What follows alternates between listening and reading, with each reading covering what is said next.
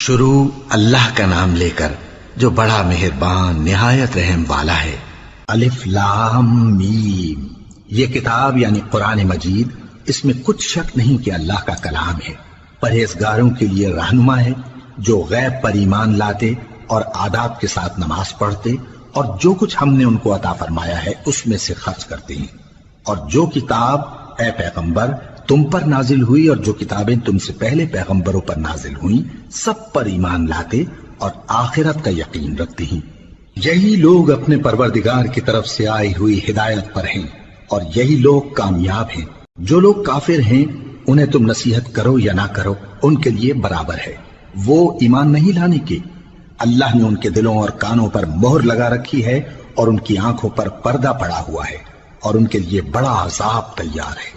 اور بعض لوگ ایسے ہیں جو کہتے ہیں کہ ہم اللہ پر اور روز آخر پر ایمان رکھتے ہیں، حالانکہ وہ ایمان نہیں رکھتے۔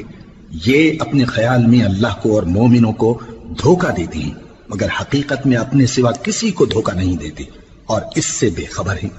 ان کے دلوں میں کفر کا مرض تھا، اللہ نے ان کا مرض اور زیادہ کر دیا اور ان کے جھوٹ بولنے کے سبب ان کو دکھ دینے والا عذاب ہوگا۔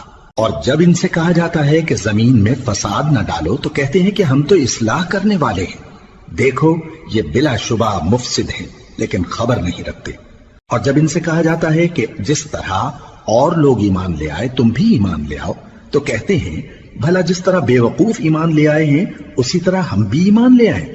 سن لو کہ یہی بے وقوف ہیں لیکن نہیں جانتے۔ اور یہ لوگ جب مومنوں سے ملتے ہیں تو کہتے ہیں کہ ہم ایمان لے آئے ہیں، اور جب اپنے شیطانوں میں جاتے ہیں تو ان سے کہتے ہیں کہ ہم تمہارے ساتھ ہیں، اور مسلمانوں سے تو ہم ہنسی کیا کرتے ہیں۔ ان منافقوں سے اللہ ہنسی کرتا ہے اور انہیں مہلت دیا جاتا ہے کہ شرارت و سرکشی میں پڑے بہک رہے ہیں۔ یہ وہ لوگ ہیں جنہوں نے ہدایت چھوڑ کر گمراہی خریدی تو نہ تو ان کی تجارت ہی نے کچھ نفع دیا اور نہ یہ ہدایت یاب ہی ہوئے۔ ان کی مثال اس شخص کی سی ہے جس نے شب تاریک میں آگ جلائی، جب آگ نے اس کے ارد گرد کی چیزیں روشن کی تو اللہ نے ان لوگوں کی روشنی زائل کر دی اور ان کو اندھیروں میں چھوڑ دیا کہ کچھ نہیں دیکھتے۔ یہ بہرے ہیں، گونگے ہیں، اندھے ہیں کہ کسی طرح سیدھے رستے کی طرف لوٹ ہی نہیں سکتے۔ یا ان کی مثال میں کسی ہے کہ آسمان سے برس رہا ہو اور اس میں اندھیرے پر اندھیرا چھا رہا ہو اور بادل گرج رہا ہو اور بجلی کوند رہی ہو تو یہ کڑک سے ڈر کر موت کے خوف سے کانوں میں انگلیاں دے دیں۔